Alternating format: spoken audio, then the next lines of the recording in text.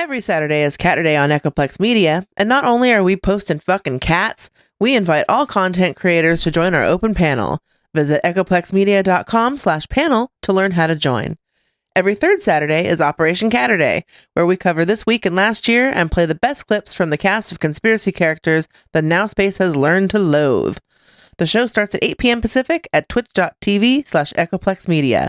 Find our full schedule at echoplexmedia.com. Don't forget to follow us on social media for beautiful food and inspiration.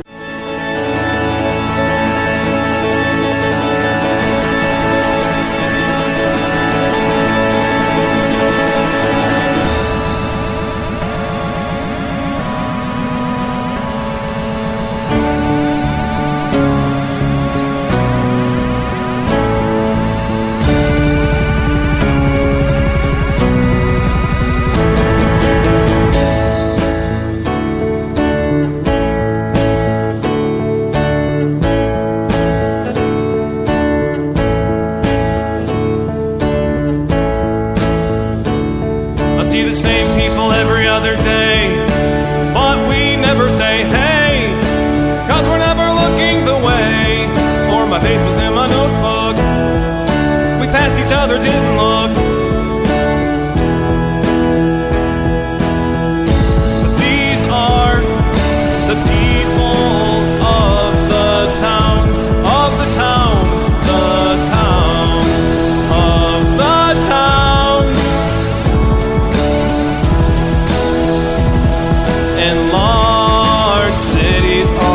Just a bunch of big small towns, overlapping side by side, big small towns.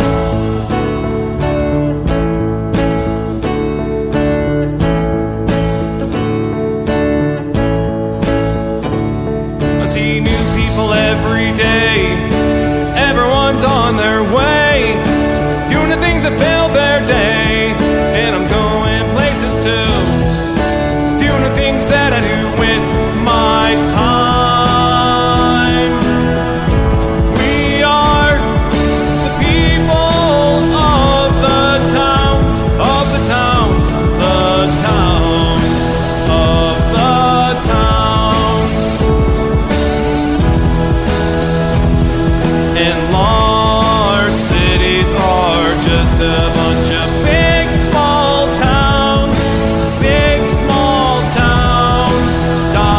diagonal, top to bottom, big small towns.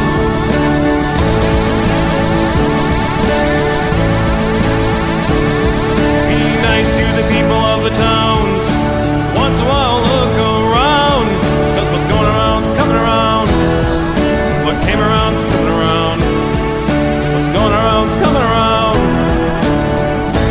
Big, big, big, big, big, small towns.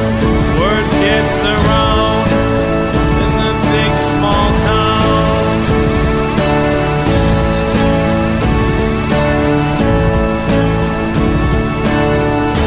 Big, big, big, big, big, small towns. Word gets around in the big small towns.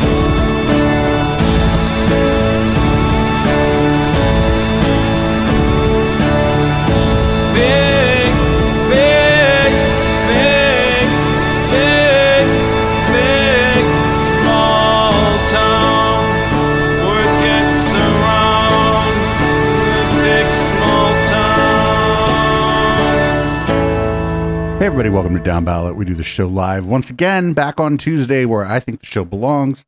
That's 7:30 Pacific, right here on Twitch, twitch.tv/echoplexmedia. We'll be doing this every night, but one night a month, because I'm going to go out to an open mic hosted by a friend of mine over here, one night a month. But yeah, good times, good times. You can support this project. Go to echoplexmedia.com, click the support tab at the top of the website, find lots and tons of great ways to support us. And of course, I don't know, tell a friend about the show or tell your enemies. I'm Producer Dave. You can find me on Grindr.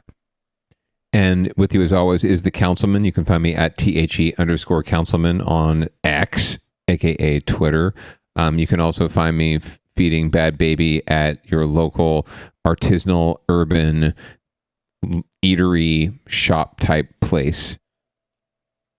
Oh, there you go. That's what we did today. That was exciting. Baby tried plantains. She was impressed. Oh, well, very good. Very good. So this first story for leading off is a bit of a crossover, a bit of a crossing of the streams, as we might say. Be careful. Brothers reunite a 1960s San Jose rock band after they split up because of the cult of Scientology. This is very down-ballot-y, but mostly just very Echoplex media. I dedicated 46 years of my life to Scientology.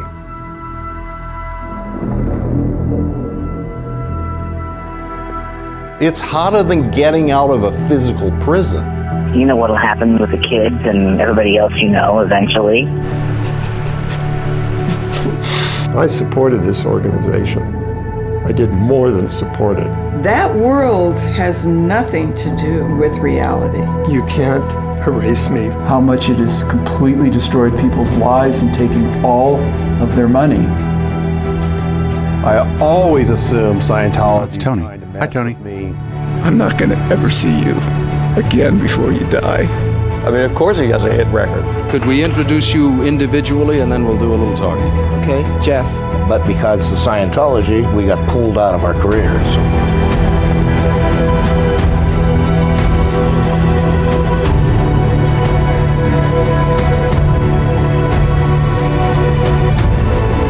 I was worried that people were going to figure out who he was.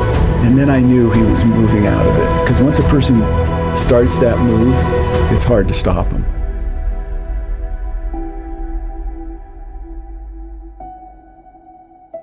So I'm totally going to watch this documentary, but also I'm totally going to try to get these guys on for an interview. My God. That'd be fabulous. It'd be a nice return engagement of special engagement of local love. Yeah. Very interesting story in there from right here in the South Bay. Yeah, so apparently they had a hit record, they had a hit single at least, and they were touring with the Who and opening for the Doors. And then Scientology got hold of one of the brothers behind this band and sucked him in, and that pretty much ruined the band and any of their chances of success. But also caught his family up in this basically 50-year entanglement and mess that he finally did apparently get out of, but without a lot of heartache and pain. But this is the documentary that tells the tale. So kudos to you, Producer Dave, for finding the Mercury News story that covered that and then led me to the trailer. But yeah, I'm looking forward to that as well. We should absolutely get them in for an interview. Not for nothing, they showed someone on screen on that. We've interviewed. So is it Tony Ortega, who does the Underground Bunker, we've interviewed. The thing that I hope, they seem they're pretty grounded in music and in their family, but I hope they don't end up in the anti-Scientology community, because that shit's a cult all its own. Hopefully they land okay and end up just kind of playing some gigs and doing their thing instead of becoming anti-Scientology crusaders, because that doesn't go well for a lot of people. Not because it's bad to crusade against Scientology. It's just that you get mixed up with a bunch of people whose primary goal is the clout chase, not to really help anybody. Is Leah Remini sort of part of that, or would you not consider her part of that? She's sort of reverse cult. She's very much an enabler of it. I don't know if she's really aware of what she's doing, but sure. You give these people spend most of their lives in a cult, so you do give them some latitude to screw up or whatever. But right. the communities around anti-Scientology, especially the ex-Scientologists, they brought a lot of that in-group out-group mentality of the cult with them to their communities, and that's quite bad. So the folks you're talking about haven't simply just extricated themselves and escaped from Scientology. They are now actively campaigning in various ways against Scientology. But then they form the problematic thing is they form cliques within that, and then they start behaving the way that the cult did in a lot of ways. We talk about that a lot on Thursday nights, actually. There's one guy in particular I've been going after, and then in a very un-Scientology turn of events, I got kicked out of all the anti-Scientology groups when I went after one of the people in the anti-Scientology community. Very, very uncult-like of them. Yeah, you weren't brainwashed enough, Producer Dave, before you found yourself, so that must have been the problem. But anyway, the other thing I might do, I might try to get permission from these guys or whoever made this movie to maybe watch it on stream one night. We'll see, because it looks like it's an independent film, and I've actually had good luck reaching out to independent filmmakers in this case. So, and if we do that, maybe we'll do it special after Downballot one night, because it's a very San Jose story. So, well, yeah, it'd be very fun. And then maybe we can talk more about the Warlocks afterwards too. Yep, aka the Grateful Dead. Also formed in San Jose.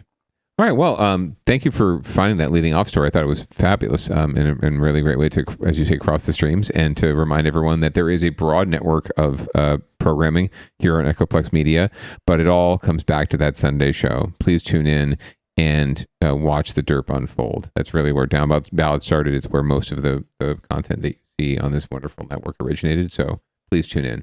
Yeah. Well, most of it comes out of the fact that the Sunday show was covering so much stuff that it had demon spawns came out of the plex.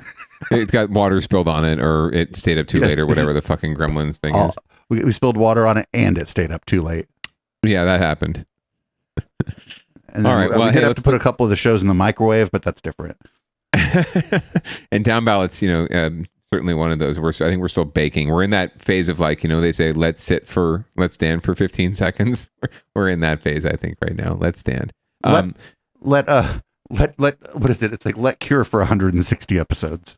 Right. You don't want to burn your top of your mouth. That's the thing. And let it sort of it keeps the instructions say, it is still cooking itself. So we're baking ourselves here. Anyway, let's move on to winners and losers, because fuck it, there are no winners. Well, there sometimes are, but usually not in this segment. Yeah, what's this first story about? Well, first of all, the headline here is, I think, fucked up. I think someone fucked up on it. It's Doom Loop walking tour. So looks like we're going to have a series of stories here in winners and losers about San Francisco and the perception of San Francisco, both locally and globally and nationally and whatnot. But apparently an SF city official got themselves in a little bit of hot water because they were offering what they refer to colloquially as a Doom Loop walking tour, not Doom Loom walking tour, Doom Loop, and not a loom of string or whatever. They're not sewing anything. It's not a sewing or a fabric, a garment district tour, right? No, this is a tour of basically what this official considered to be hotspots for some of the darker places in San Francisco, so that people get a real sense of what's really going on out there. So just another example of local media really highlighting the beauty of San Francisco and why people should want to live in the Bay Area. New at 11, a San Francisco city official has been forced to resign after offering a Doom Loop walking tour to show the city's not so glamorous side. The canceled tour and the resignation have kicked off a firestorm of controversy. Here's NBC Bay Area's Terry McSweeney. Scenes such as these are not what attracts tourists to San Francisco, and yet this is exactly what the Doom Loop walking tour was going to show people. The commissioner for the Office of Committee Investment and Infrastructure, Alex Ludlam, for $30, offered customers a chance to, quote, get close and personal to the doom and squalor of downtown San Francisco. Well, the sold-out weekend tour was canceled, and today it's on Ludlam Eventbrite, resigned, saying it was all satire and, quote, the causes of the conditions we witness daily are not individual actors, but wide-ranging policies that permit an organized, malicious element to thrive in San Francisco. Yeah, but they're called venture capitalists. Correct. You let Peter Thiel live anywhere for long enough, and look what happens. It's not the fentanyl dealers. It's the fucking venture capitalists. Unchecked drug dealing is plainly the root of our current problems. Mayor Breed was quick to respond, saying the decision to organize and publicize the tour was a mistake and a deep error in judgment. We are working every day to address the city's challenges, and our focus remains on doing the work to move the city forward.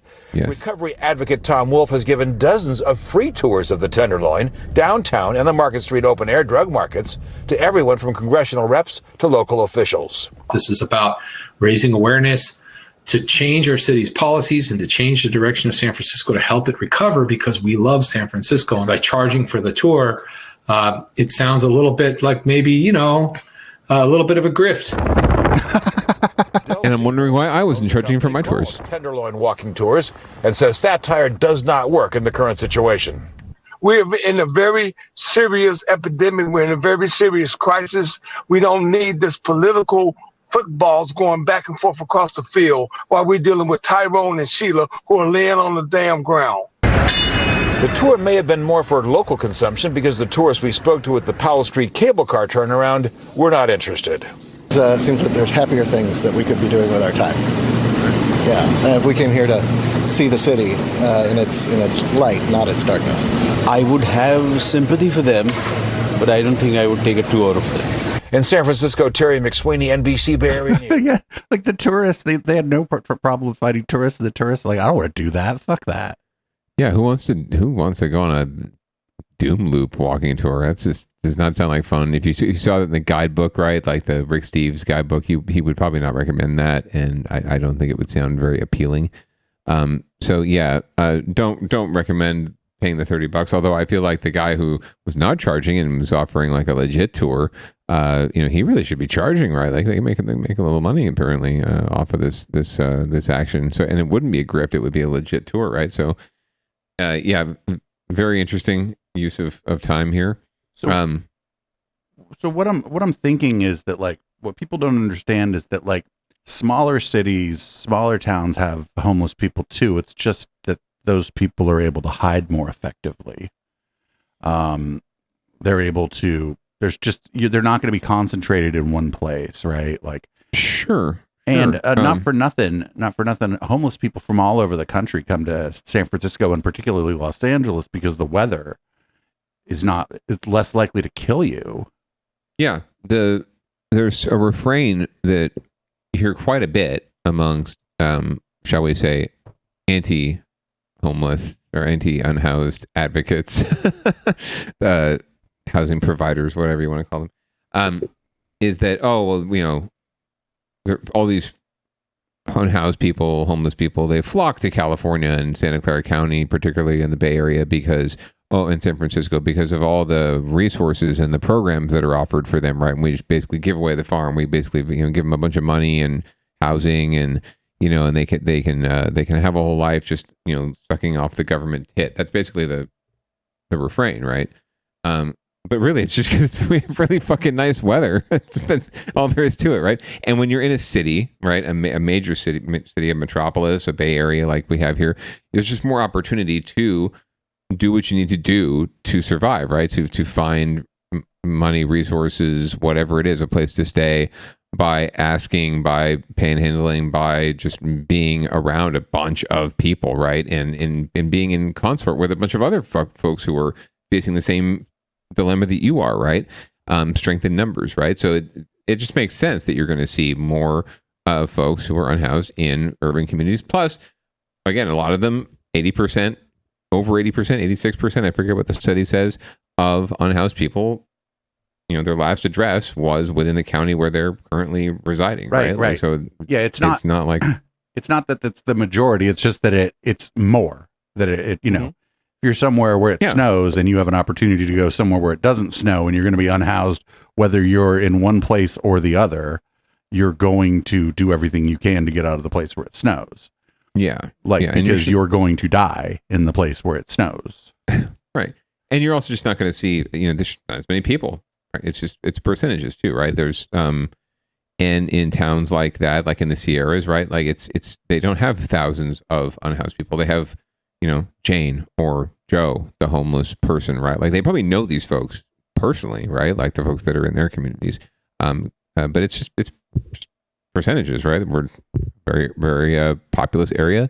And so, when there are economic shifts, major economic shifts, and when we're not building enough housing to support the sheer volume of people that are living here and working on all sorts of varied levels of income, this is what you're going to see. This is what you're going to see. And it doesn't have to be, and it sucks, but it's it the reality. it could be another way, but like I said at the beginning, and it was funny, but it's true. It's like, oh, the worst people in the world. I'm like, you're talking about the venture capitalists, because exactly. What is like I said it to somebody on Facebook today. It was some asshole that works at Apple who, because I put up on Facebook, I'm like, oh, it's interesting that some people's whole ass personality is hating San Francisco. And then like I had summoned him, some motherfucker who works for Apple comes in, blah, blah. So it used to be a great city, blah, blah, blah, blah, blah, blah, blah, blah, blah. And then I looked and I'm like, oh, you people, you're one of these people. You all are so poor that all you have is money. And like, it's like, yeah. And how long have you really been in San Francisco anyway? Like, it was so great 10 years ago when I moved here. It's like, come on, man. Well, this person was from San Jose. Oh, so, well, that explains everything. Yeah, come on. Yeah. And I mean, like, whatever, but like San Jose is going to have a different type of problems than San Francisco does. And not for nothing, like there's people complain about the homelessness and almost non-existent crime here in San Jose too. People are, there's just always, it's always going to be hyped up. And for San Francisco specifically, San Francisco has been, in the 80s, if you remember, the thing about San Francisco in the mid 80s was that you go there, you get AIDS, right? And then the homophobia just continued on, right, about San Francisco. And then the homophobia kind of fell out of fashion. And then they're like, oh shit, there's homeless people there? It isn't just the Castro? And so like, oh, we still hate San Francisco. It's like, it's San Francisco's kind of always been for like, people from outside of the city and more broadly outside of the Bay Area. It's always been a thing that they think they can kick. Yeah. Well, that's a great lead into the next story, honestly, into the series of stories we have here. And apparently public perception nationwide, as you've elucidated already, is sort of set against San Francisco. San Francisco is like in the hole before it even gets out the gate. And that's unfortunate because it's a fabulous city when it comes down to it, and there's a lot of great things about it. But apparently nationwide attitudes are not necessarily similar to that. And a lot of folks out there, maybe not a majority, but a lot of folks out there have not so great perception of San Francisco, and now they're kind of fighting that. So we're going to learn more about that from KTVU. A new survey shows that nearly half of Americans think San Francisco is an unsafe city. The poll looked at 16 large U.S. cities. San Francisco, one of the places where perception of safety has fallen. KTV's Christian Captain spoke with visitors to get their take on the city's image. San Francisco is known worldwide as a tourist destination. That reputation is part of what drew nearly 22 million visitors to the city in 2022. But a new Gallup survey shows that 46% of Americans think San Francisco is an unsafe city. San Francisco's mayor's office has said she's focused on safety, but that the results of the survey have a lot to do with partisan media and right-wing attacks on the city. The survey shows nearly 75% of Democrats feel San Francisco is safe, but only 32% of Republicans feel the same. Visitors to San Francisco say they've heard reports of chaos on the streets, but didn't find it when they saw the city for themselves. I've heard stories that the homeless are really high here, and then like the crime rate is getting really bad in the last few years. But that's not what you found, huh? That's not what I found, no. It's been a great experience. It's a reputation that is even spread overseas. With the cars, robbery in the television, we saw it, but I think the city is easy. The head of Travel SF Stuttgart's a rough place, actually. Find the city safe. Surveys conducted for SF Travel show nearly 92% of tourists say they want to return to San Francisco for another visit. SF Travel says it's working hard to counter the narrative that the city is unsafe. Our crime rate is down slightly this year, a little over 2%.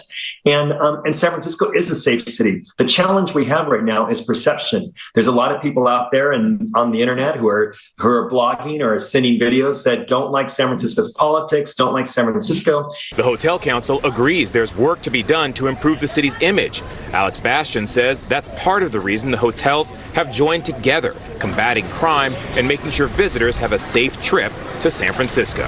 We are taking it upon ourselves at the Hotel Council and as a hospitality community to work together to share information, to build cases on repeat offenders that impact the hotel. Whoa, no, don't want the private hotel cops, Of 16 major cities across the country, Dallas, Texas was the most broadly perceived as a safe, big city. Detroit, Michigan came in last on the list. In San Francisco, Christian Cafton, KTVU, Fox 2 News. I wonder if Dallas, Texas, or San Francisco has a higher violent crime rate, because every time we look at those, San Francisco's like right in the middle of the fucking pack, right? Mm-hmm. Like when you compare it like with what we consider to be like large cities, San Francisco's always like right in the middle of the pack. Yeah, no idea about Dallas, but yeah, God forbid that the people have a perception of San Francisco being dangerous. I don't know what could possibly have caused that. I don't know. Like every news story we bring up here on Downballot, where they're talking about poop on the street and people getting assaulted and stabbed and randomly, and then there's a stabbing of some tech bro, and at first it's blamed on, it was an unhoused person, it was some random unhoused person. No, it was someone he knew. It was actually his friend or his colleague or some part of a love triangle that he was in, right? That did it. Right. But the news, the local news does, and the good folks at KTVU and everywhere else that where we run clips from. God bless him for covering the stories that we leverage to make put together a fantastic show every week for you, listener. But that being said, they also perpetuate the narrative that narratives like San Francisco is a dangerous place, right? That is absolutely a narrative they like to run with. There's a whole series that Begad Shaban and his crew right at NBC Bay Area did on some poor random dude, one random unhoused dude who has legit issues, right? And they turned that into a 7-part, I'm sure, fucking Emmy-winning fucking story about how San Francisco is going down the shitter, right?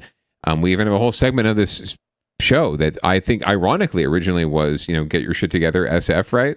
But it's ironic because it's like all we hear is to get his shit together. So we just started saying, yeah, I guess they do, right? So I think local news needs to own up to the fact that they've perpetuated this too, and national news too, and national right-wing media obviously has had a huge role in playing up the national and more global view of San Francisco and the Bay Area. And we are viewed in a lot of circles, in most circles, as hippie snobs, right? Like that's pretty much it. But that's the thing is it which one is it? Gay hippie snobs.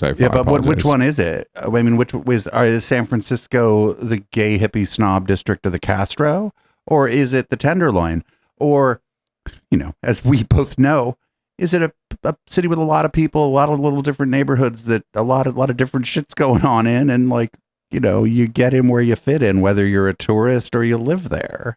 100%. I mean, the thing is, you don't hear this kind of shit about New York, right? I mean, yes, you do. I guess you did in the 80s, right? Like maybe we're living in a different time. But you don't hear this kind of shit about other American cities, right? You pretty much maybe to some Seattle, extent Portland, and to some extent Los Angeles. Northwest. Yeah. LA, it's more like Hollywood, right? Like, la-di-da, right? They do the Hollywood. It's actually sort of like what they do with San Francisco. It'll be a contrast of their Hollywood snobs, and then they'll show you Skid Row, right? Right. And they do a San Francisco to LA all the time, actually. And every city has these, nuances, has this diversity, have this depth to them. That's what cities are. They're just like a bunch of fucking people who are wildly different, come from wildly different backgrounds, right? And you're throwing millions of them together. Especially here, right, in America, where we are, like, I don't want to say the melting pot, but I don't even think it's a melting pot because we don't really melt, right? We still kind of we're like oil and water. Like salad bowl, more like. Yeah, they throw us all together, but we're all kind of still our own little thing, right? And you take you take one ingredient out, and the salad just doesn't taste as good, right? Right. But that's sort of what we are, and the stories like this just serve to further those rifts and just and break us down into boxes, and not really solve the problem. So it's unfortunate. We know better, right? We know that it's the beauty of where we live, just like anyone else does, right? Polling about San Francisco, I'd like to see it broken down as to, like, do the people being polled, do they live in a city? Because I bet the people who live in a city are probably like, oh, San Francisco's probably safe, right? Like people who don't live in a city might think it's not. And I don't know where you draw the line, but like, do you live in a major metro area? Not even like, do you live in Chicago, but do you live in what we call Chicagoland? And if that you get in one pile, I bet the responses are just so much different than in like rural Illinois. Yeah, you could do it by like population density, I suppose, something like that, right? And just say like your census tract. But yeah, I would certainly be interested. I would venture to guess that I would make a theory. I would propose a hypothesis that the folks in the rural communities probably perceive things to be a lot unsafer in the cities than the folks who live in cities, right? In a general, like more, it wouldn't be that each and every person like that, because there might be somebody in Chicago who's like, well, at least I don't live in crazy ass San Francisco or but then you go look at the violent crime rate. You're like, dude, you're in more danger in Chicago. You're not in danger in Chicago, but statistically, you're in more danger in Chicago than you are in San Francisco. Yeah, I feel really bad for Detroit. Actually, they get thrown under the bus a lot, and they've done a lot to sort of recover. They had a bad patch, but they've done a lot to recover, and they're doing a lot to recover. But they just completely get shit on. It's economic. I mean. Yeah, Detroit 100%. used to be an economic powerhouse when America was a manufacturing company. Then all the manufacturing jobs went away, and then what happened to Detroit? Right. It's like it's as if these things have causes. Like San Francisco, it's sort of the opposite, where it's like almost an embarrassment of riches, where all this money got dumped in, and San Francisco started having all these tech bros from all over the fucking country come. And work at places like Twitter, or, in the early days, things like pets.com or even gay.com was like a big, a big deal. And then like these people, they come here and they write back home. They're like, oh my God, there was someone peeing on the street. And it's like, well, yeah, that's San Francisco. People pee on the street here. We pee everywhere. There's no fucking place. There's nowhere else to piss, dude. They pee on Nordstrom's, Right. So up next is a story about Nordstrom, by the way. This is great. You go on like any comment thread about it. They're like, oh, it's fucking San Francisco driving out Nordstrom. And then you just look up, take 30 seconds and be like, Nordstrom changing business model. And then you can see all the way back to like even before the pandemic, the fucking CEO of Nordstrom's like, oh, we're probably gonna have to change our business model here. Can't do this high-end retail in all these expensive downtowns and maintain this corporation forever. Doesn't seem sustainable in a world where people can get things delivered to themselves the next day. So I'm sure that ABC 7 News will do a good job of explaining that to the people that are watching this local news hit, right? Yes, as always. I have faith. This weekend, San Francisco's downtown Nordstrom store is closing, and that will mean a big financial hit for the mall that's faced multiple store closures during the pandemic. Yeah, it's a real blow, obviously. And ABC 7 News reporter Luz Pena went to San Francisco Center to speak with employees and to City Hall to ask about the plan to revitalize downtown. San Francisco's Nordstrom flagship store closes on Sunday, but almost like who the fuck thought that was sustainable in a world where you could have any of that shit in that store delivered to you from Amazon for 25% less? You get it tomorrow and you don't have to leave your house. Vibrant store, desolate. It's half of a mall that's no longer going to be here. I do think they might change the businesses. Not as many people are going to be coming here. You can already see it. It's unfortunate. A blow for the city's largest mall just months after Westfield pulled out from operating the shopping center. This Nordstrom employee who did not want to be identified said foot traffic has already decreased. It is definitely partially due to the crime in the No, it isn't. COVID has a big impact on a lot of businesses too. The latest city data paints a picture of declining business. Sales tax revenue for the South of Market neighborhood the mall is located in has seen a 25% decrease from the first quarter of 2019 to 2023. The city's executive director of the Office of Economic and Workforce Development says the way people shop now has changed, and downtown will also need to change. What we're seeing out there is that younger people, particularly when they come to the city, they want to see new concepts. The city's planning store pop-ups in the area, but also has a plan for the mall. We're hoping that in the short term, we can bring those vendors down to ground floor where they have visibility and access to the public. One of those concepts is a soccer stadium. San Francisco's Mayor London Breed confirmed the city is still in early preliminary stages, working on a feasibility study in the area. It's not just a plan for a soccer stadium. It's showing people what is possible. That we're starting to think about what is downtown in light of the challenges around retail. And to help downtown recover, more changes are necessary. The mayor's office confirmed they're working on changing laws, reforming taxes to attract more businesses to this area, as well as keeping the streets clean and safe. And just days before Nordstrom closes, a new IKEA store opened in San Francisco, bringing hope and excitement to this area. IKEA opening, I think, is a game changer. In San Francisco, Luz Peña, ABC7 News. So chat's speculating. I think one of the main things, Nordstrom, like I said, they're just on the record as saying they're going to change their business model, do more drop shipping, do more online sales. I mean, how many square feet did that thing have to be? Like 25, 30,000 square feet, right? Just for one fucking store. Like, what was the lease on that? And then like the clientele for Nordstrom is aging, right? They're not like, it's an aging clientele. I could show you something that the bad baby got from one of our well-meaning older friends from Nordstrom. It's adorable, but it's one of those things we're going to probably put her in, take a picture, and send to the person, and then never ever look at it again because it's horrendous. But anyway, long story short, yes, it's just not.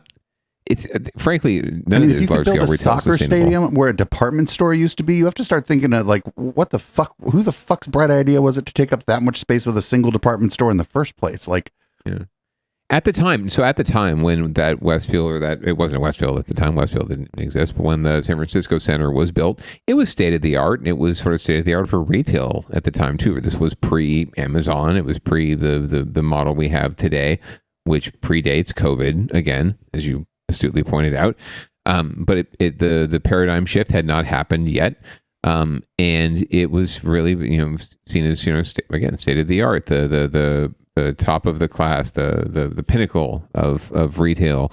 And I remember distinctly as a kid going there with relatives, maybe my grandmother, and shopping, and just be honest with you, like I really never cared for shopping. I fucking can't stand going to malls most of the time, except for really specific things that I need, and even then I hate it. But going to this particular mall and riding the escalator and in that atrium, sort of as a kid, just loving that aspect of it, not necessarily the stores, right? So to me, that's the only thing I'm going to be missing is the nostalgia. But I don't understand. You're right. It's been perpetuated for too long, if anything, right? It came about before all of this shift, but it should have responded to the shift a lot sooner. And now it's a relic. Like I said, it's part of a longer term strategy. The CEO of Nordstrom made statements going back quite some time saying that this was not going to continue. I think they should, before they do anything, they need to film a zombie movie in there. That'd be kind of cool, right? I have to say, I want to say a film was shot there of some sort. I don't know. I can't imagine I can't imagine there not being hundreds of films where there were scenes in that Nordstrom. It's very cinematic. It's very cinematic. It lends itself very well to that. So if anything, like to be honest with you, like that's something I would think about is, fuck the soccer stadium. I mean, God bless football and soccer and all that, but forget a soccer stadium. Let's turn it into some sort of arts and cultural community center, and rent it out as a set for movies. Right, because like with all that, right? You're talking about the atrium. That's basically unusable space in that building because it's open air. Whereas if it was built out to as like a regular office building, that atrium wouldn't be there because there'd be floors. Like there'd be correct levels of the fucking. Like, there'd be floors there, and it'd just be like an office building. So either you have to radically redesign that building to make it so you can do like office building or mixed use, or retail and residential, or you have to do something creative with the space that already exists there, because that space was custom built for Nordstrom, for a version of Nordstrom that fucking no longer exists and probably can no longer exist.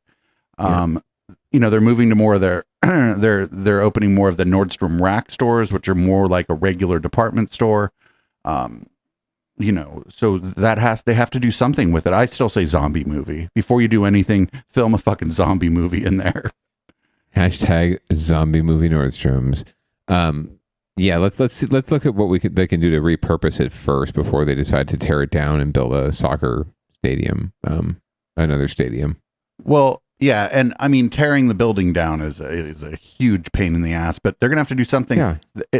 They can't just make that regular retail space. It was custom built for there's no way that wasn't custom built for Nordstrom at a certain time to look a certain way. And like what is, they'd mentioned IKEA. Would IKEA move into that space? No, because the lease would be too high and there's not enough usable square feet of floor space. And IKEA has very specific, I'm sure, requirements, and they probably want to have their own build going on of their space because, if you've been to IKEA, it's very much like a controlled environment. They want you to stay like all day there. They have a restaurant. What would be really cool? They have a food court at the furniture store. What if they did the San Francisco Retail Museum in there? That'd be kind of cool. Yeah, why not? But then that's not a real money making adventure. Well, but it's as so part of cool. It's a wing. It's part of it, right? Like we have to see the bigger picture of how spaces like this can be used for a variety of purposes. But it just takes a lot of work and partnerships and collaboration to do it. So let's think outside the box. So let's I guess there's plenty of room in there to put a movie theater in. Have like a retail museum. There you go. Now you're thinking theater, a little music venue, maybe like a club. Oh my god! I want to throw a rave in there. We'd get caught, right? There's just too many windows. We'd get caught.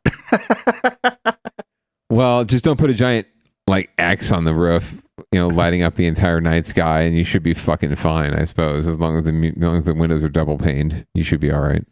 So this next story, I saw something about it again on social media, and I thought the answer was pretty clear as to why. This is going to be about two different Westfield malls, one in San Francisco and one in San Jose. And I think the answer as to why this story is playing out the way that it is pretty clear. But I'm going to wait till after we run the clip to give my opinion here. And Sense as San Francisco's Westfield Mall struggles, another Bay Area mall is thriving. The Westfield Valley Fair in San Jose, across from Santana Row, is full of stores and shoppers. Bloomberg reports sales have increased by 66% since 2019. It's a stark contrast to the downtown San Francisco mall, where Nordstrom just closed, following other stores leaving the site. And now there are questions about replacing the entire Westfield at San Francisco. Analysts say Silicon Valley has seen a stronger resurgence from the pandemic, in part because more suburban areas have been flourishing than larger cities. Twitter's there we go. She answered the question. The reason the Westfield Mall in San Jose does really well is because San Jose is just a giant fucking suburb with a fake downtown. And a mall's going to do a lot better there, especially if people have money. I'm mortally offended. I want to kill. No, I'm kidding. San Jose absolutely deserves that reputation, as much as I hate to admit it. I wish it weren't so, and it has so much potential to be otherwise, but it really is the biggest suburban city in America, and we just have to accept that, at least until we decide to not accept that, and that's a generational shift. It's a paradigm shift. It's a perspective shift. It's a perception shift, right? San Francisco is perceived by 46% of Americans to be unsafe, right? San Jose is perceived by a shit ton of Americans and by San Joseans themselves to be a big fucking suburb, right?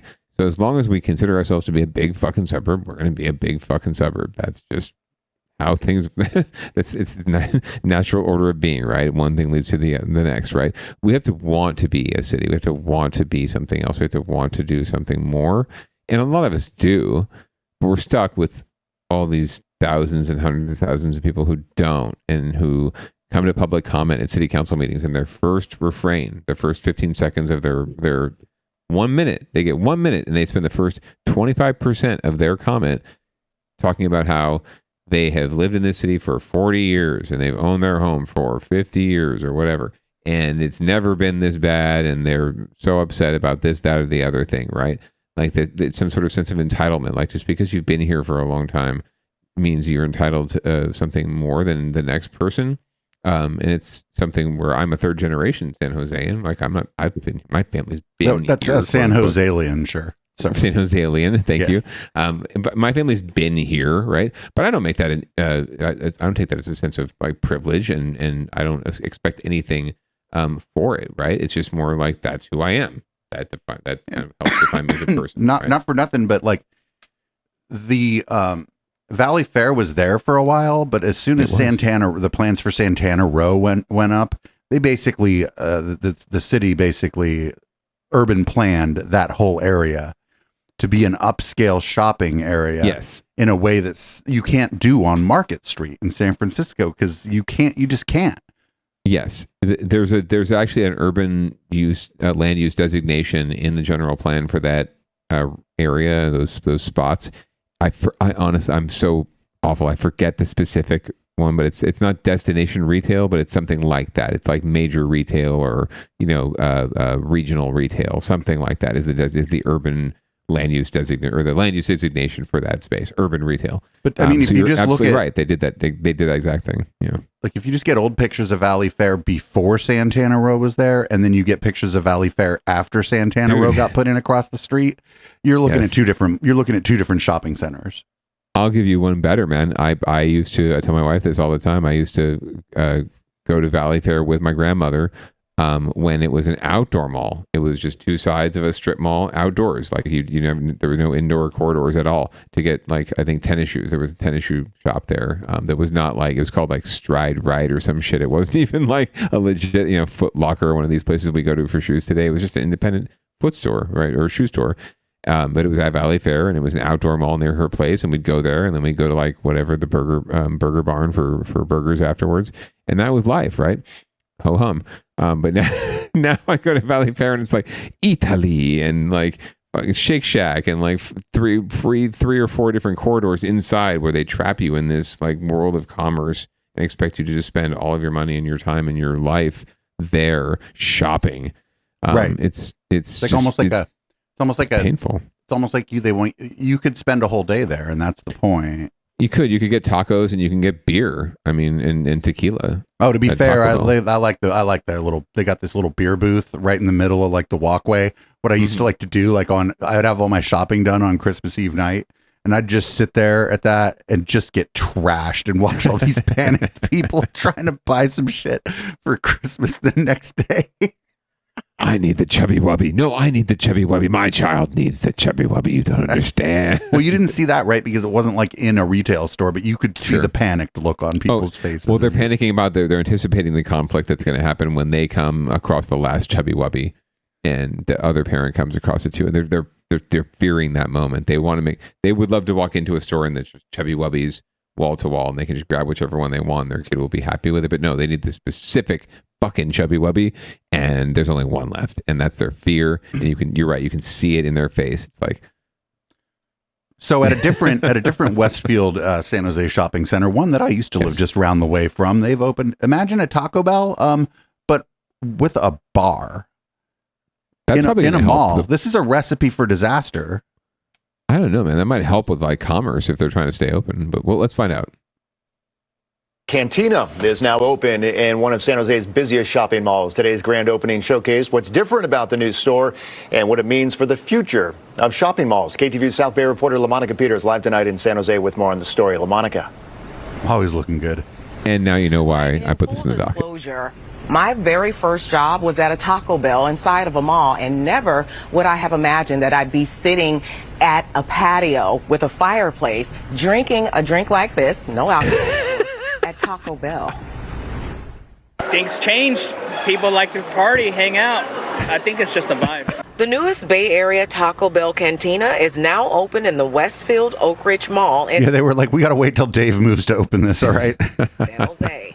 It has Otherwise, he's going to be there all day. Display case, a pickup window, serves alcohol if you're over 21, and an outdoor patio that seats 24 people. I take my teenage daughters to the mall all the time, and my wife and I can just sit here and chill at the get drunk with our favorite beers and this double shot margarita right here. That's a double shot in that. Near the Century Theaters. Get like a fucking you'd have like problems with the sugar in it before it gets you drunk. Yeah, I would only taste the sugar probably. Enjoyable and affordable. Like a hot dog that's almost stale is going to be like $6 to $7 rather than like you can get a taco for $2. Retail analysts say getting people back into the malls and movie theaters has been a struggle over the last 5 years or so, especially after the pandemic. Director of the Retail Management Institute at Santa Clara University says restaurants like the Taco Bell Cantina are a growing trend. So I think the notion of a mall as just a place where you go and shop is transforming away from a mall as a place where you go, get entertained, and you have food and a combination of these things. And that's what Kennedy you're seeing here, why they're locating next to that movie theater. One woman says her daughter loves to eat Taco Bell and she likes having other alternatives at today's shopping malls. When we were kids, there was just the mall and you'd see Sears, and now Sears closed and now you have that UFC gym and it's a pretty good place. There's even a ranch market. Now, just to be clear, my drink is virgin, but you can add shots of alcohol to this. And because today is the grand opening, they are selling food and alcohol here until midnight. Now, they're also giving all guests who come by here tonight a chance to win free food for an entire year at this Taco Bell. LaMonica Peters, KTVU, Fox 2 News. Okay, so I've changed my mind. I was like, this is going to be a disaster. And then I thought of an Applebee's. You're going to get a much better experience at the Taco Bell Cantina than you are going to get at your average Applebee's. Oh, and your dollar is going to go a lot further. I guarantee it, man. Like, who wants to spend $18 for a burger and fries, right? Plus tip and plus tax when you can go to Taco Bell, like the lady said, and get a taco for, well, I guess $2 now. Jesus Christ. But still, definitely a much better deal for your pocket. Before we just delve into really briefly, just the beauty of the concept, can I just point out LaMonica Peters just looking great. Her eyeshadow matched her dress. Oh, she dripped. She just got drip. Yeah. Which, by the way, like that was like Taco Bell's brand color too. That purple, that's the Taco Bell brand. That may have been a coincidence, but also like somebody in the chat mentioned that she's got like she's got a really good like news voice. She's 100%. I hope she's going places. I really hope she's going places. She's going Vicky Wynn places. That's what I'm saying. Like, Vicky Wynn, everyone, quick shout out, NBC Bay Area now on the Today Show. So just pointing that out. LaMonica is going places. She wants to go places. She, as we've said in the past, she may be the hardest working person in Bay Area news too, because there have been dockets we've put together where like every third story has been presented by her. Well, she learned how to work hard at Taco Bell, obviously, at her first job. So good on her. What? On the other thing, I'm kind of mad. I'm like, you know what? Let a girl have a drink, right? Unless maybe she doesn't drink. I find that a little sus. I have to believe that there's something in that that she's doing on the side, and that's fine. Or maybe she doesn't drink. Maybe maybe, but it professionally probably shouldn't be on the job, right? But whatever. But she didn't have any of it. Like a fun segment would have been like, and now I have the rest of the night off, and I'm gonna enjoy this margarita. Back to there's you. A sketch on one of the late night shows has a sketch day drinking, right? Day drinking with LaMonica Peters. That would be awesome. I would go on that in a second, and just talk shit about local news and what's going on out there. But anyway, that's neither here nor there. I feel like I don't know how well this taco. I think it's going to be like a fad at first, and I think people are just going to be like, I don't know, but like I said, it's probably a better experience than Applebee's, and you're probably less likely to have somebody punch you in the face than in Applebee's. I feel like there's probably a lot of fights at Applebee's late at night. I feel like I feel like you put an Applebee's in any city, and now it's the most dangerous city in the country. I don't know. The good wife and I took a stroll past and the bad baby took a stroll past the Taco Bell Cantina on Market Street in downtown San Jose, just north of Santa Clara. That went in maybe a couple years ago. One of the first wave of the cantinas. There were definitely some undesirables hanging out on the patio there, who were scoping out the good wife. So just throwing it out there. I don't know. I don't want to say that they were going to be violent or anything bad was going to happen, but it didn't look like the greatest place to bring the baby, maybe. So we moved on to different environments. Probably a lot of tech bros. Yeah, that too. I mean, during the day, it certainly takes advantage of the downtown work environment, which is mostly tech bros. So I can't believe this fucking story you found for Get Your Shit Together. Oakland is, if I'm not mistaken, they're putting together an anti-piracy unit, but we're not talking about like software piracy. No, this is Pirate Patrol. This is like straight up from the kids' network. Arr. Captain Hook. Ah, fuck. Let's go ahead. Let's go ahead and see what the new. I hope they make fun of this. Arr. And we told you yesterday about a pirate problem now plaguing the East Bay estuary. Over the last 6 weeks, there's been a rash of thefts all along the water in Oakland and Alameda. Ann Makovic has more on how the OPD is now stepping up patrols by boat. Yeah, you can call it the Pirate Patrol, which sounds kind of cool, but unfortunately it's seriously outnumbered. There's only one officer currently assigned to the Maritime Unit full-time in Oakland. Officer Kaleo Albino spent 10 years in the U.S. Navy before taking this assignment with the Oakland Police. He patrols the estuary, making sure boats are operating safely and have the proper permits, but lately he's been keeping an eye out for thieves. This summer has seen a real uptick in stolen motors and even full boats being taken. He's training 10 officers now to expand the unit, but he has this advice for boat owners in Oakland. Please secure anything of value, and that includes small outboard motors, because that's what these thieves are tending to take, is anything that they can pick up by hand and load into a small 8-foot dinghy, and they are in and out within a matter of seconds to minutes. It is a problem that people who live along the waterfront know all too well. It's every week. It's every week somebody's missing something from their boats, or either their dinghies, their outboard motors, or from their cars. Now, the people who operate boats along the estuary say they're doing all they can to keep an eye on each other's boats and run off any pirates who may show up. But it's usually in the dead of night. That's why police are now increasing their patrols between midnight and 4 a.m. when they have the staffing to do so. This reminds me of The Wire when they were like, hey, don't worry, we're gonna make sure you land somewhere good. Where do you not want to go? To Jimmy McNulty, and he's like, oh, I don't want to be in the Maritime Unit. And what did they do? They put him on the boat. So I wonder what that guy did to piss everybody off. Right? You notice you didn't see his face, just like with the 1,000-yard stare, probably staring off and like, what did I do to deserve this job? Yeah. Sorry, I can't help it. This almost landed on another thing because it's just perfect for that segment too. But it's really about getting your shit together, and really, it's like, Jesus Christ, OPD, get your shit together. There's so many bigger fish to fry. I can't imagine the community meeting when this was announced. If there was a community meeting and they announced that this was happening, it's certainly going to come up at the next town hall with the district attorney, which I'm sure we'll hear about next week. They're going to blame the piracy on her. Yeah, probably. I couldn't quite squeeze the latest town hall on the docket tonight. It was a little more of a. It wasn't really a recap so much as a half-assed, half side shade story. But yeah, I think this will come up as another issue in the recall at some point. You're letting the OPD waste their time on the pirate patrol. It's like, well, I don't oversee that. No, I don't care. They're doing stupid shit and spending my tax dollars inappropriately. But yeah, maybe we're in the wrong business, Producer Dave. Piracy may be the way to go. It's not so much piracy as just, it's like, I was thinking like bands of pirates and shit, Oh yeah.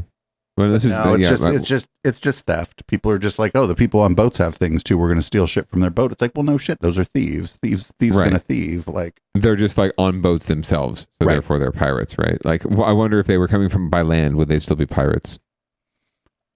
Yes. Still pirates. Sure. Okay. Sounds good to me. Well, shall we move down ballot? Yeah. With the last portion of our evening here. Yeah, let's go ahead and do that. We got San Francisco's teachers union accuses the school district of fiscal mismanagement. Let's see what's going on here.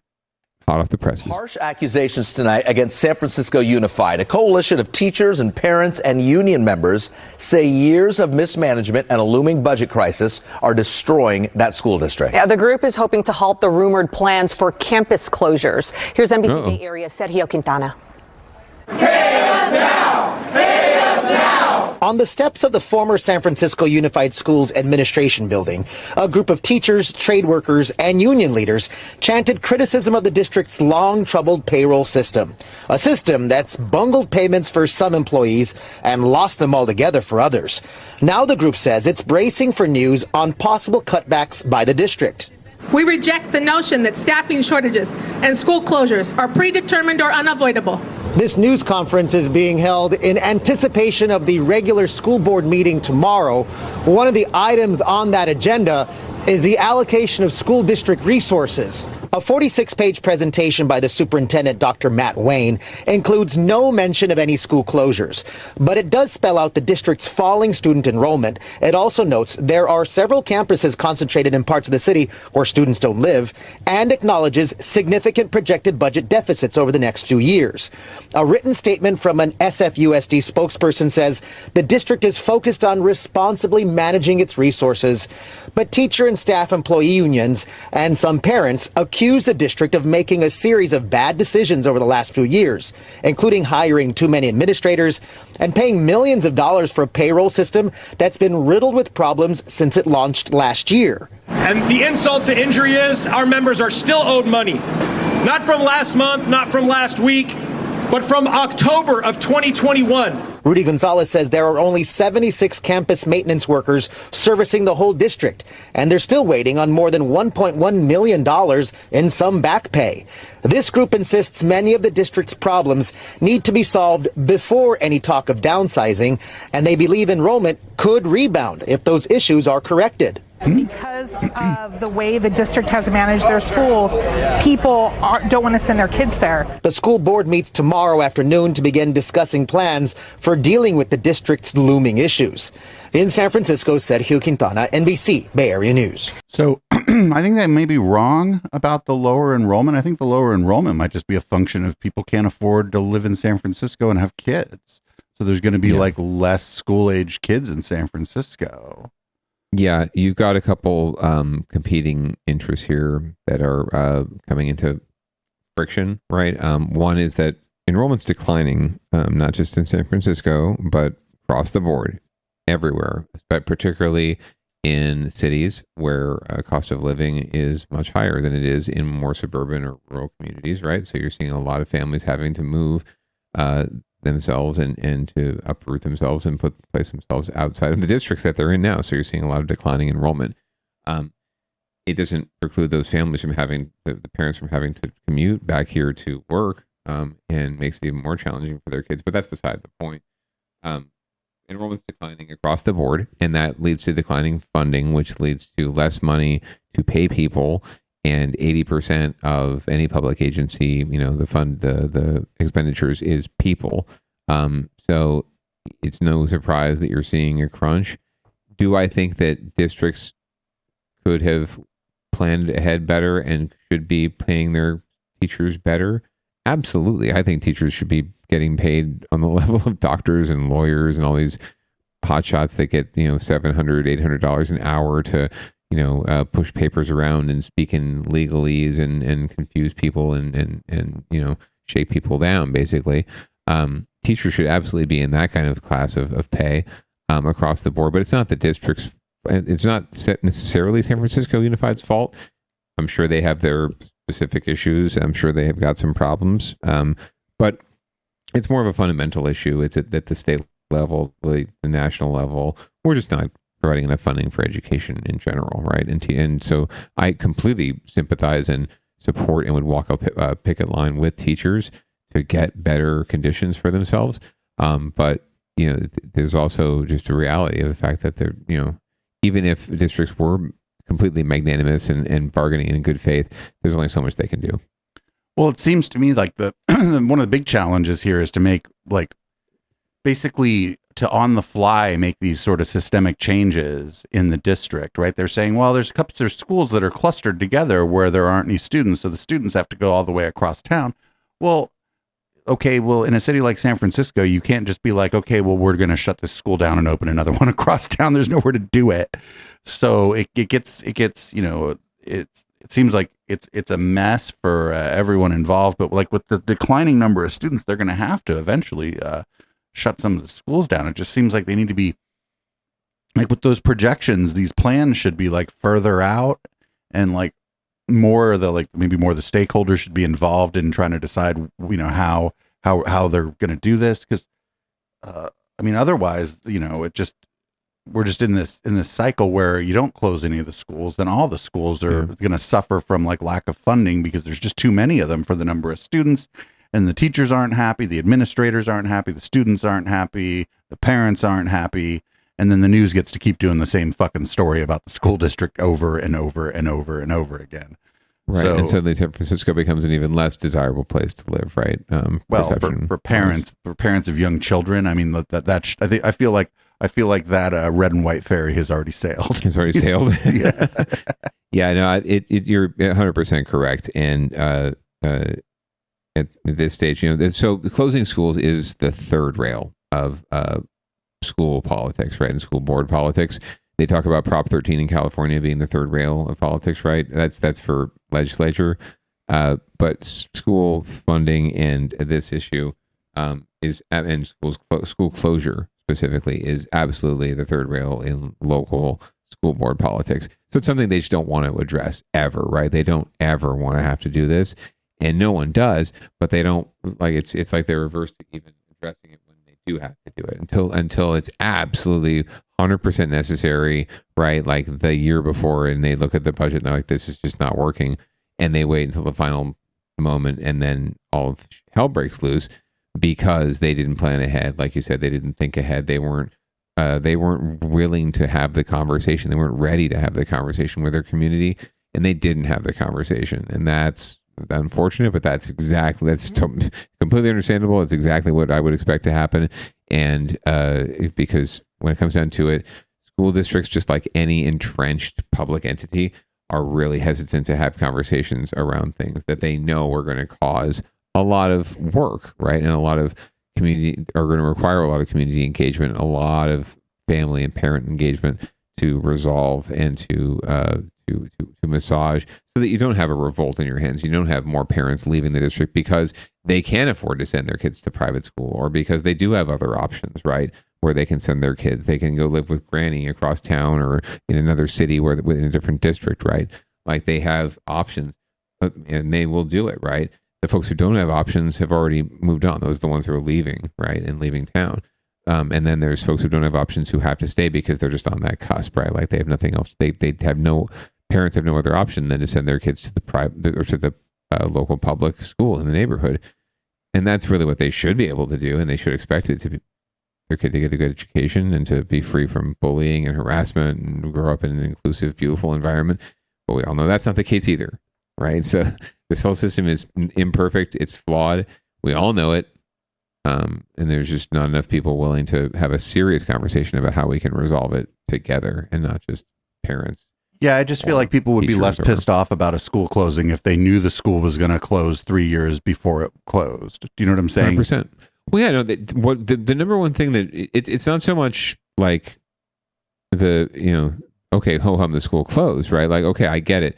You're right. If you lay it out for folks in advance, it's also about like, okay, my kid's going to get, moved to a different space with different kids, right? Are they going to be with their friends, right? The friendships they've developed already.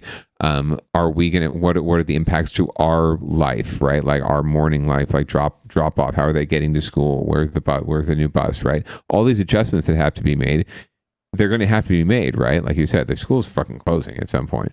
So why not start that process sooner and help parents figure this shit out and negotiate all this shit, so that all they have to deal with then is, shit, my kid's pissed because they're not going to be with like X friend or Y friend or their friends, right? Like they're going to miss that space. Kids are fucking resilient as shit, by the way. Kids can get through a lot of shit. I think people would be, have their minds blown with what kids can actually survive and get through and adjust to and thrive under. So don't worry about the kids, right? But it's parents are freaking out because their lives are going to get uprooted in a lot of ways that kids don't even perceive, right? So that's what you really have to massage out when these things happen. And that's why the advance notice would be so much more, and more realistic planning would be more appropriate. But again, they're just hiding from the conversation. So up next, we got San Jose has a proposal that would convert a whole ass hotel to dorms. I think ostensibly for San Jose State University. And let's see whatever. Let's see what the news has to say about it. This seems weird. From CBS News Bay Area, this is the Evening Edition. And this evening, we begin in the Bay Area's largest city, unveiling a new plan to kill two birds with one stone: the affordable housing crisis and falling hotel occupancy rates. Devin Feely's in San Jose with a proposal to convert an iconic downtown hotel into college dorms. On some level, it must seem like a bit of an odd pairing, a luxury hotel on one side, student housing on the other. But it says a lot both about the need for more campus housing as well as the lingering after effects of the pandemic. I think more housing is good. Lucas Robbins says he nearly disenrolled from San Jose State this semester after not getting campus housing and then struggling to find an off-campus alternative. My friend actually had to skip this entire semester because they couldn't get any affordable housing. I got lucky because I have scholarship and my parents have been saving for a while. Lucas and his classmates' situation underscores the university's need to provide more campus housing for its students and begins to explain why it's exploring buying the South Tower of the nearby Signia Hotel. University Vice President Charlie Foss said in a statement, the university is always exploring options to increase the availability of housing for its students, staff, and faculty, adding, no transactions have been finalized. If the sale and the conversion to campus housing were to come to fruition, it would mark yet another interesting chapter in the hotel's recent history. The former Fairmont Hotel was for decades the signature hotel in downtown San Jose, but filed for bankruptcy in March of 2021 during the pandemic. It would reopen under new ownership and a new name a year later. Well, I think it's evidence that the pandemic has introduced changes to the economy, to society, certainly to the business sector. And those changes may be permanent. We're still sorting them out. But one of the impacts has been a significant reduction in business travel. The hotel's South Tower has 264 rooms. According to SJSU, the university has just under 4,300 campus beds, but there's about 150 students currently on a waiting list for campus housing. I really do like that we're at least trying to find solutions somewhere. Maybe that might not be the best place to put a student housing, but at least, we're trying to find somewhere. Do they keep the turn down service? The university's efforts to increase affordable housing in the face of a dire need. Adding more is good, and I still think that we should also be fixing what we currently have, but adding more isn't bad per se.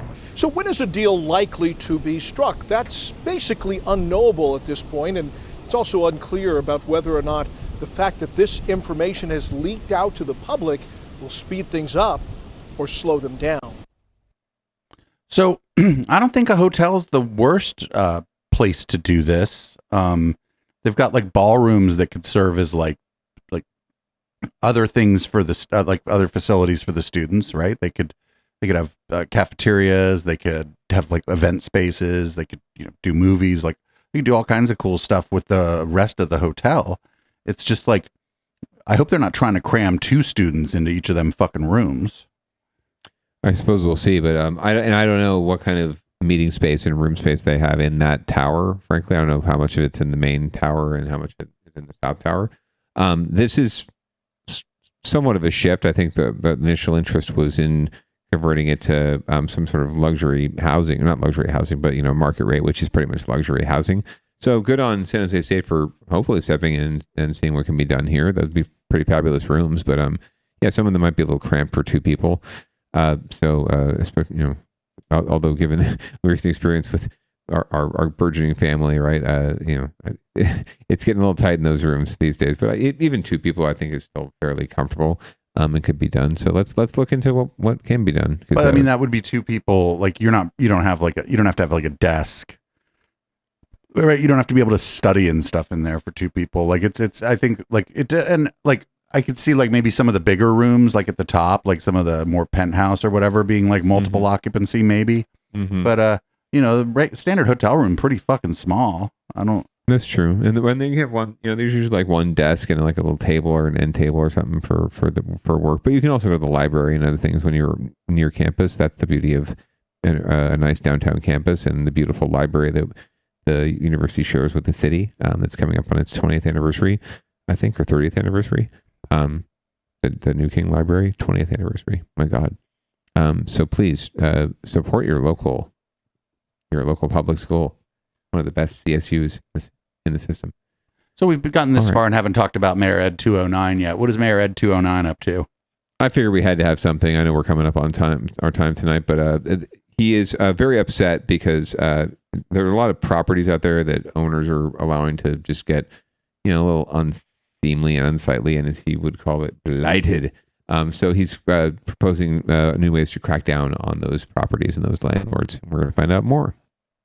San Jose city leaders say it would take divine intervention to compel a property owner to clean up his investment that's now an eyesore. So the mayor wants to increase fines by 5 times the amount to prompt compliance and prevent future abuses. Our South Bay reporter Jesse Gary live now in downtown San Jose with more on this idea. Jesse.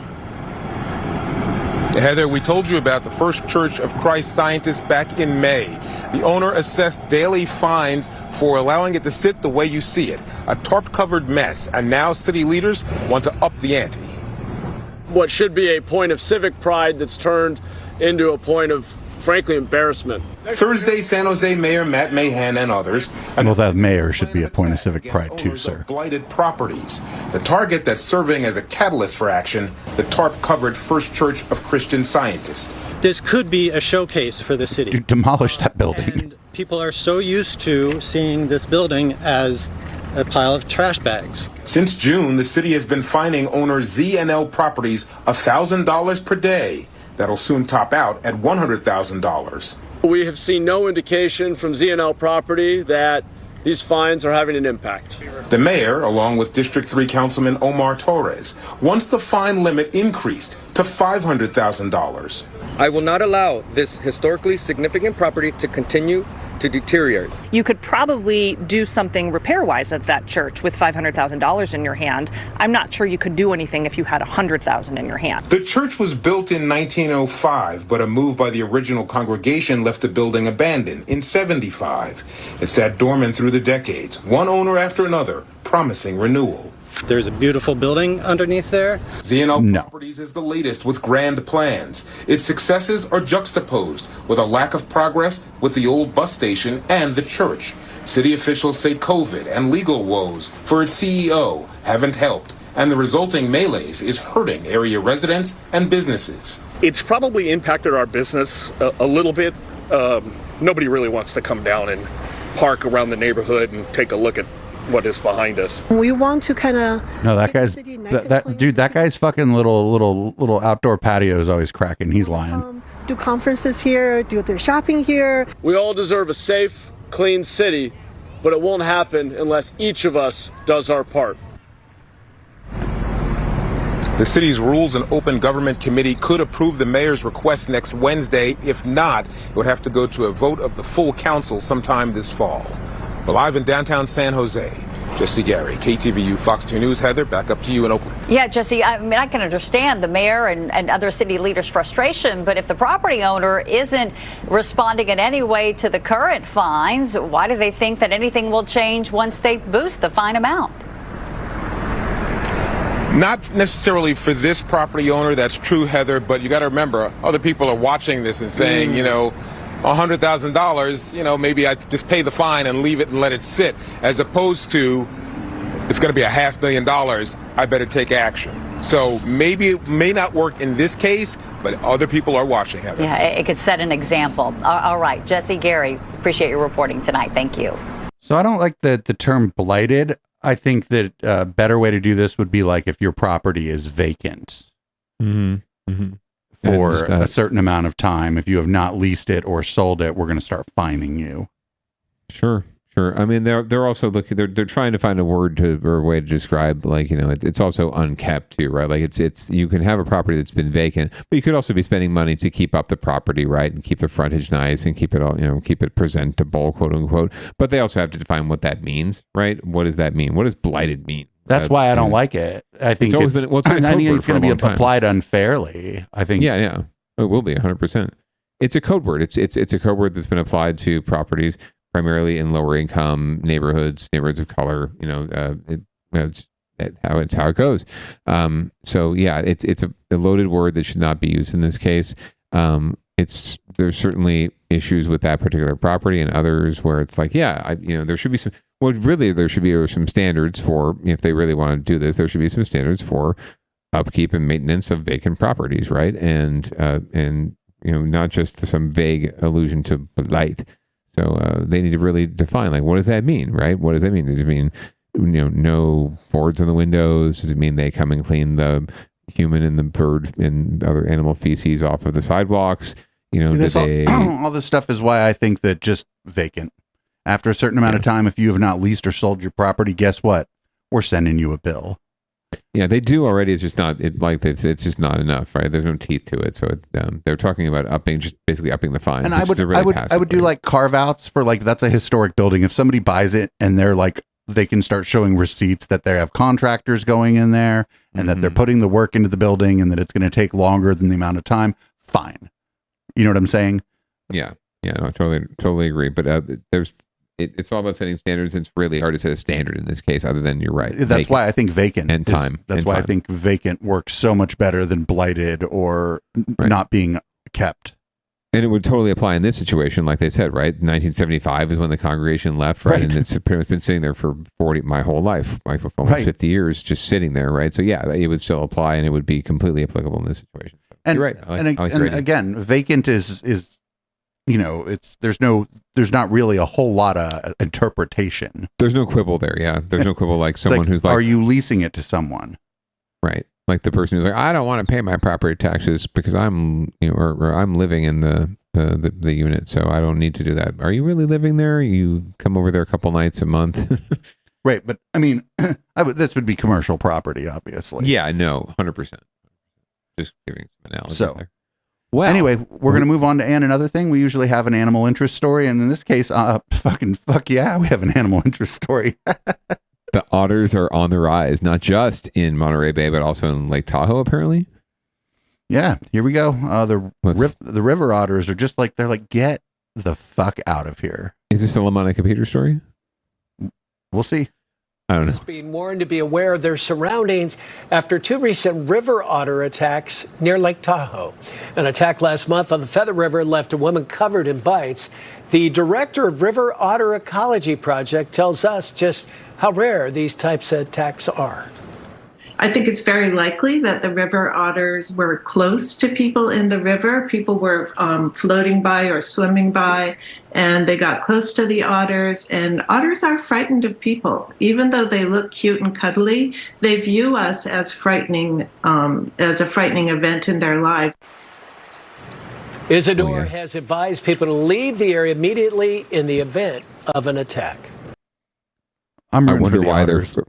Yeah, right. I wonder why they're afraid of humans. All we do is tag them and bag them and put them on display and say, "Here, eat this, Fido," and jump around. You know, while a bunch of babies cry behind a glass wall. I'd be afraid. Like the aliens came here once and never came back. How do you think the otters feel about us? At least the aliens could fucking leave. Right? They checked it out. And they're like, "Yeah, not for me. Not for me." Well, anyway, good on the otters for fighting back and reclaiming their territory and reclaiming their time. I'm very proud of them, and I look forward to covering them more in the future and to more episodes of Down Ballot right here on Echoplex Media. You want to read the show out? Oh, all right. Well, thank you, listener and viewer, for joining us. As always, back on Tuesday nights, 7:30 Pacific. We love to see you. Please stay tuned for Public Comment, the absolute best after show in the history of all after shows. And please tune in next week for the 11th best news podcast in California, according to somebody. We really encourage you to get your vaccinations, to wear masks in public. If you want to wear pants, it's entirely optional. But for now, I want you to sit back, relax, listen to Audible Smoke, play us out, and think about going to echoplexmedia.com and signing up for all the fucking things. We love you. Have a great night. Peace out.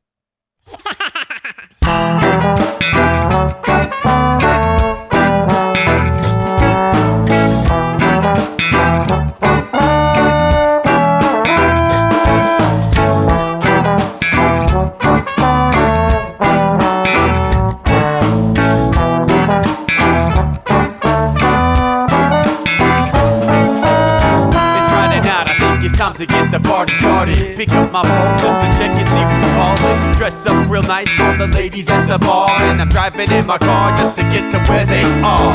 Here at the local scene is where I plant my feet. It's where I smoke my cigarette and I hold my drink. I look at all my friends, they're all blazing green. Here at the front of the stage waiting for MTV. Where are those guys who's standing next to me with a pipe in his hand ready to blaze for me? About 5 minutes later we're all singing Queen. I get the fuck up on stage, man, rock the scene, yeah. We do what we want, and what we want is to jam. So sit back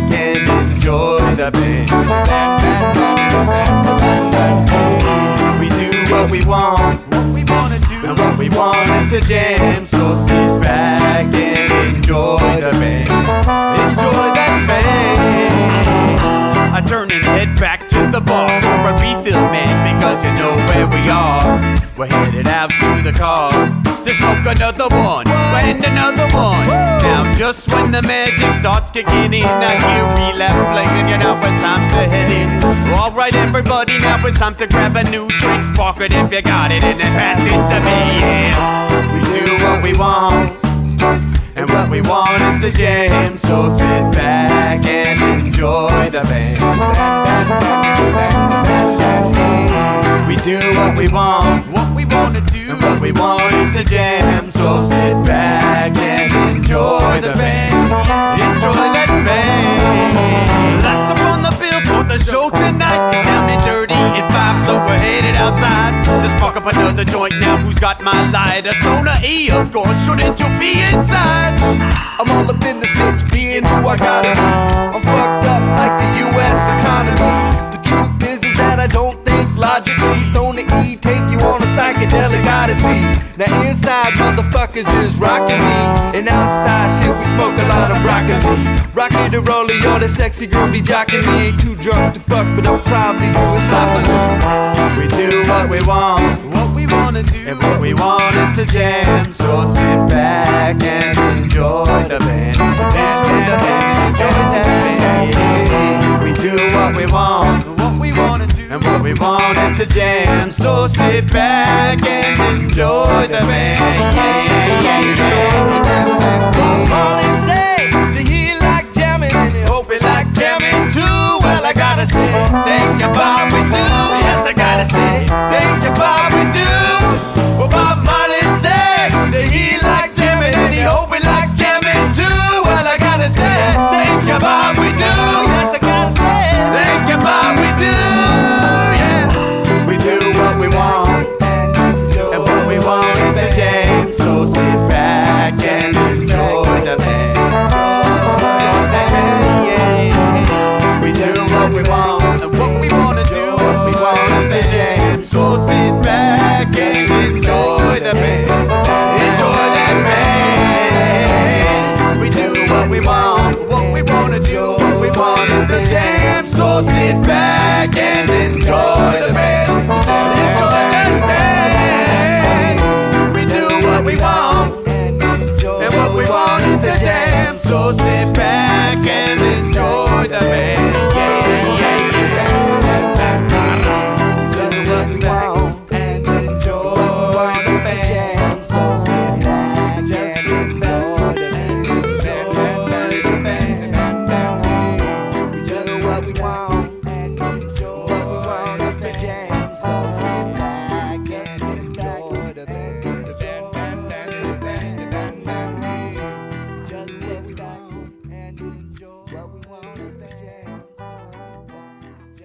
Hey, this is HK Perrin, and you're listening to Echoplex Media.